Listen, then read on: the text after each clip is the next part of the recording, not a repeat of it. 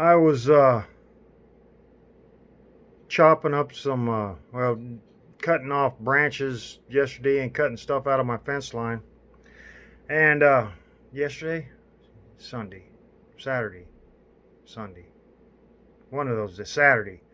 And I have what do they call them? A lilac bush. I was cutting some old dead stuff, and some other tree was growing in there. So I was cutting it out. It was a big old piece, and it was right next to a branch off of the lilac, and it was a big old thing that had a bunch of branches. I don't know what it was. I don't know what kind of plant it is. But anyway, I was cutting there, and I was chopping it off, and then all of a sudden I seen something pop over and flop over. Freaking big old toad. So I freaking chainsaw chopped his leg off and chopped his butt off.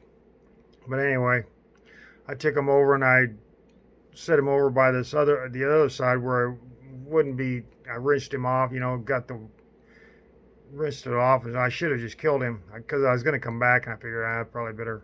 But anyway, I came back and he crawled somewhere. I don't know where he went to, but I couldn't find him. But I didn't see him. But anyway, and I'm thinking he was really tucked down inside this. He was just like where the lilac came up. It was kind of tilted like this, and his butt was like right up against. It was like his backbone was right up against this tree.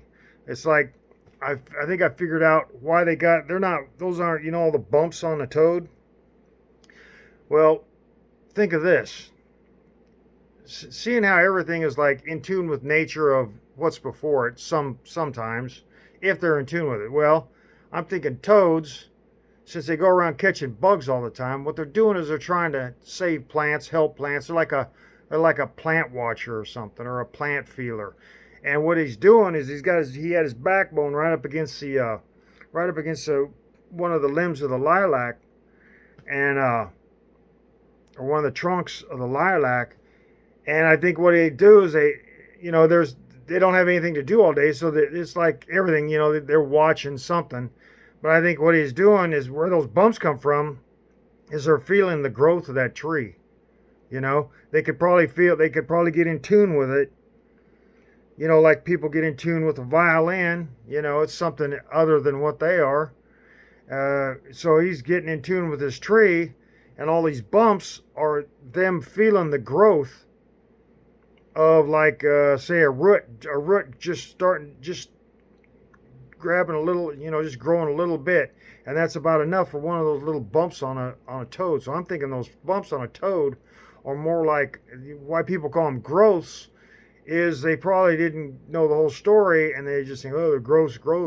But I think what they are is they're feeling plants, and they've been doing this for so long, and that's the reason they catch bugs. Is they're in tune with, like, maybe trees or I don't know if they're just plants or trees or what. But this one was a bush. Maybe they're bush caretakers or something. But I think that's what those bumps on them are. Is they're like they feel the growth, and then they feel, I don't know if that's a way of writing it down in history. Maybe they get something on them, and then over a million years they've just developed them, but they still do it. But I think they tuck themselves up to a tree, and then they'll feel the tree, and they'll feel the growth of the tree. Maybe it's like it was like if you was watching a horse grow up, or a cow or something. It was your pet, and you try to keep care of it, and I think that's what he's doing. But now I ruined his life. But I just thought I'd share that. People think, oh, ugly toad. Well, now you know where those bumps come from. Is they're feeling the growth spurts of, like, roots, or maybe even buds on a tree, or maybe even stem growth. Maybe it's not roots. Maybe it's stem growth. Maybe worms are down there, making paths for roots. You ever think of that? Maybe they are. I don't know.